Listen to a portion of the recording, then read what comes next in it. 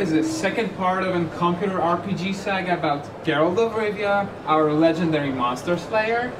And the game is still based on many of the concepts that were actually proven to work in the first part of the game. So we are still focused on our unique approach to storytelling, recreating this shady world without clear distinction between good and evil. And what's also important for us in The Witcher 2 is those choices and consequences system. And that's one of the systems that's really taken to the next level in The Witcher 2. Alright. This one we're actually showing because some of the people that already have seen The Witcher 2 were wondering, were asking, are you making, I don't know, smaller or a shorter game? This is proof that we're not. In many aspects, The Witcher 2 is a bigger game than The Witcher 1. More openings, more endings, more cutscenes. You won't be able to see all the cutscenes within one playthrough. I don't know, more gadgets in your inventory. And there's one thing that we have less in The Witcher 2, but I guess it's not a huge problem, right? Yeah, sure, but remember, we're not making a movie because of those cutscenes. Once again, the game is so non-linear that we need much more of them to show all the players all the different options of the game. The engine. Yeah, so...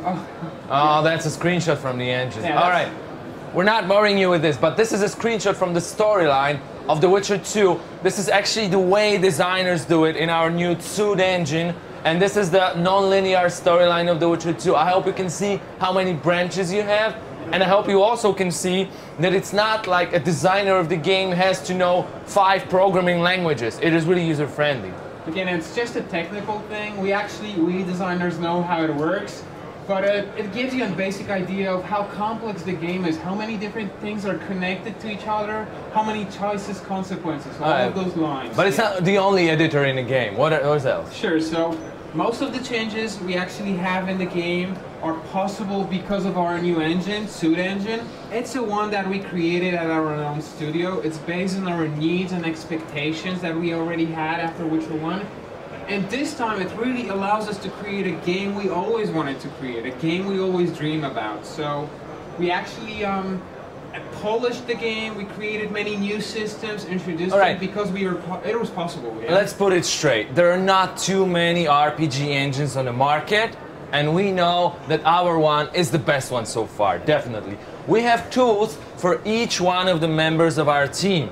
Even the guy that puts plants on the locations has his own tool. We don't want people to struggle with tools that are not for them.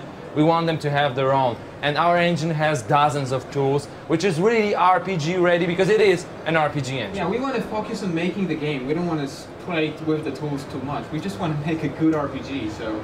But of course it looks good as well. I mean, you're gonna see the difference between The Witcher 1 and The Witcher 2, and this is the same guy. We even sculpted his head somewhere around. Yeah, there we go. There's a statue of the Geralt if you want to see it later on. But the idea is, it is still the same guy. The difference, however, is how more detailed he is right now, how better he looks. Yeah, but not only the characters will look better, actually also the environments, effects, it's all because of our new renderer. So Witcher 1 is the best looking RPG of 2011, right? We're not afraid to say that The Witcher 2 is going to be the game that will look the RPG that will look the best in 2011. If you want to put any screenshots of any RPGs coming up in here, you could compare. We're not doing this ourselves. Our hands are clean, all right?